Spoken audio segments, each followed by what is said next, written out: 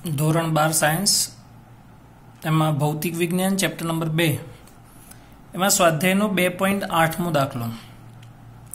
બે પ્લેટો વચ્ચે હવા હોય ત્યારે પ્લેટનું ક્ષેત્રફળ 6 × 10⁻³ મીટર સ્ક્વેર છે। બે પ્લેટો વચ્ચેનું અંતર 3 મિલીમીટર છે। તો આ કેપેસિટરનું કેપેસિટન્સ ગણો। ક્ષેત્રફળ આપેલું છે, બે પ્લેટો વચ્ચેનું ડિસ્ટન્સ આપેલું છે અને હવાનું માધ્યમ છે। તો આપણે કેપેસિટન્સ શોધવું હોય તો સમાંતર પ્લેટ કેપેસિટરનું સમીકરણ આપણે ભણી ગયા। C = ε0A/d, જે ε0 એ શૂન્ય અવકાશની પરમિટિવિટી છે, જેનું મૂલ્ય 8.85 10⁻12। ક્ષેત્રફળ 6 × 10⁻³। બે પ્લેટો વચ્ચેનું અંતર 3 મિલીમીટર, મિલી એટલે 10⁻³ અહીંયા 10⁻³ કેન્સલ કરીએ, 3 દુ 6, 8.85 × 2 એટલે 17.7 × 10⁻12 એટલે 17.7 પીકો ફેરાડે।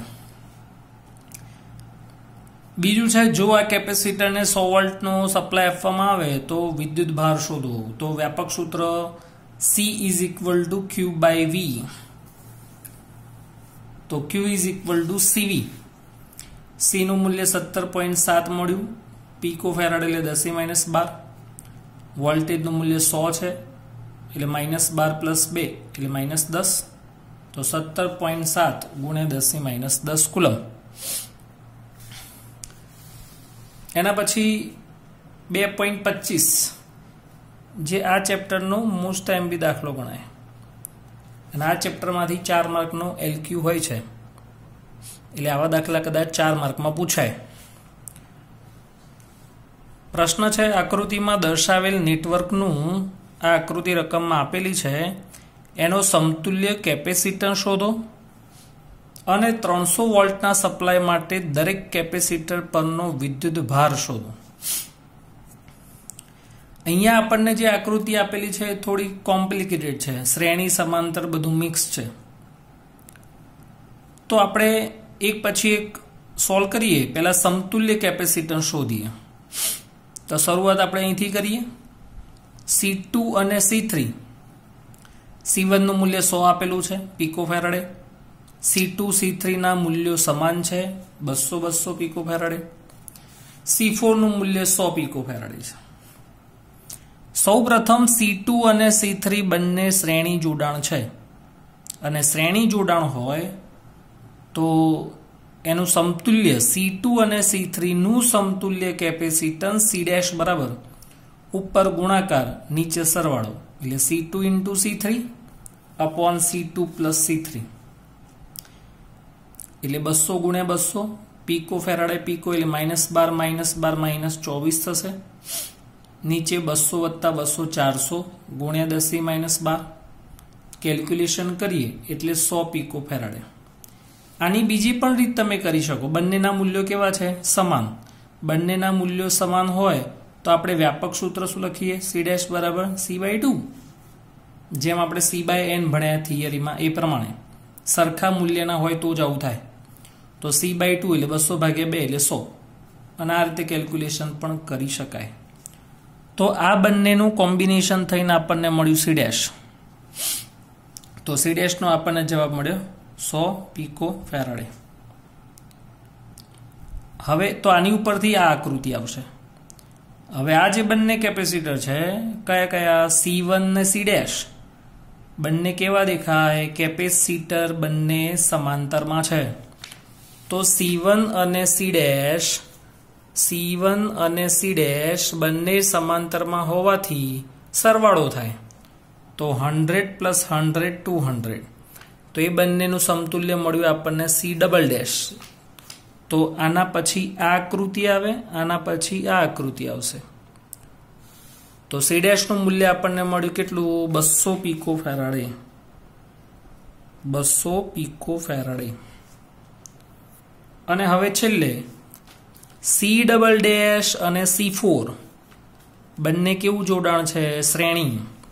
શ્રેણીમાં ફરી પાછો ઉપર ગુણાકાર નીચે સરવાળો 100 ગુણ્યા 200 નીચે 100 વત્તા 200 અહીંયા આવશે 10⁻²4 કારણ કે ગુણાકાર છે જેમ અહીંયા -12 -24 કર્યું એમ અને નીચે આવશે -12 એટલે ઉપર જશે એટલે 12 જ વધશે 10⁻², એટલે આપણે નથી લખતા. તો જવાબ આવશે 200/3 પીકો ફેરાડે. અહીંયા સુધી અડધો દાખલો પૂરો થયો. સમતુલ્ય કેપેસિટન્સનો કેવી રીતે કેલ્ક્યુલેશન કરીએ આપણે?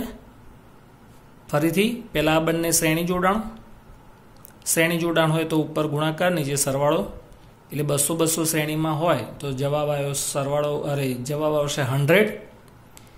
એ બંનેનું સમતુલ્ય કેપેસિટન્સ C' મળ્યું. એની સાથે ઉપરનો જે C1 છે એ સમાંતરમાં થશે, સમાંતરમાં સરવાળો થાય એટલે 100 + 100 એટલે 200. એનો જે સમતુલ્ય મળ્યો એ C4 સાથે પાછું શ્રેણીમાં, ઉપર ગુણાકાર નીચે સરવાળો, એટલે છેલ્લો જવાબ આવે 200/3. એટલે પહેલા શ્રેણી સમાંતર પાછું શ્રેણી.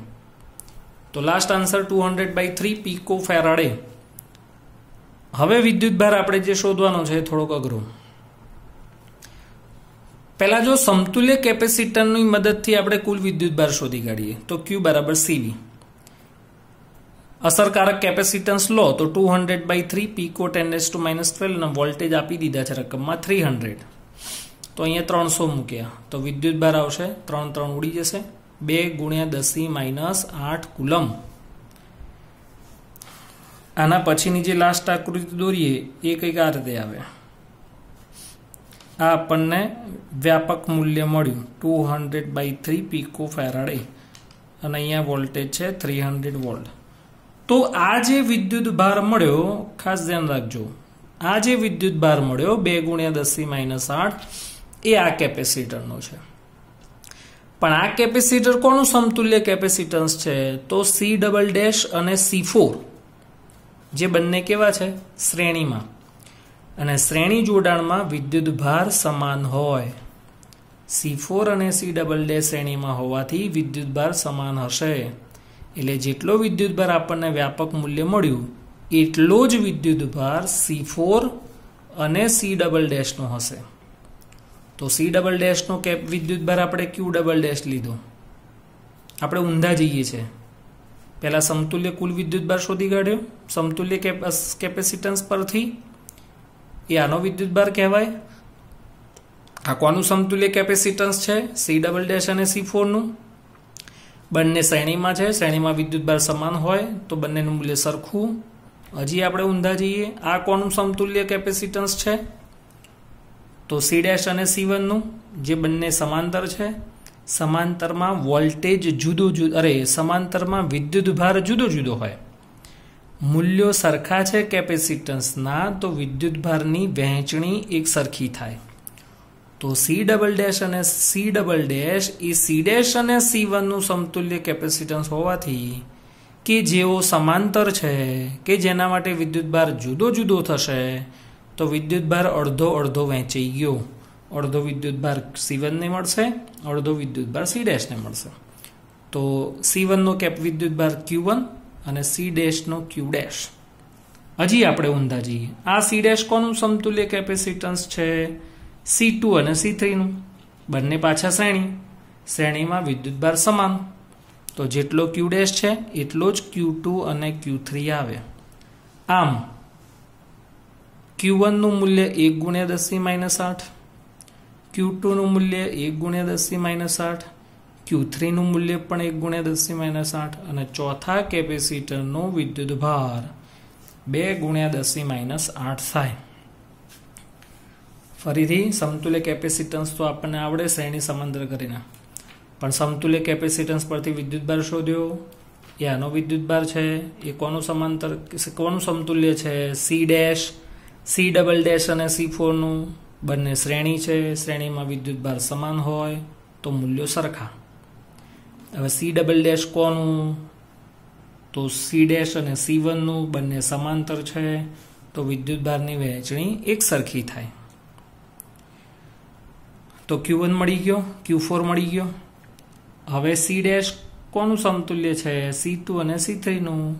બંને સમાંતર છે સમાંતરમાં વિદ્યુતભાર સરખો હોય, અરે C2 અને C3 શ્રેણી છે, શ્રેણીમાં વિદ્યુતભાર સરખો હોય. તો આ ખૂબ અગત્યનો દાખલો છે 2.25.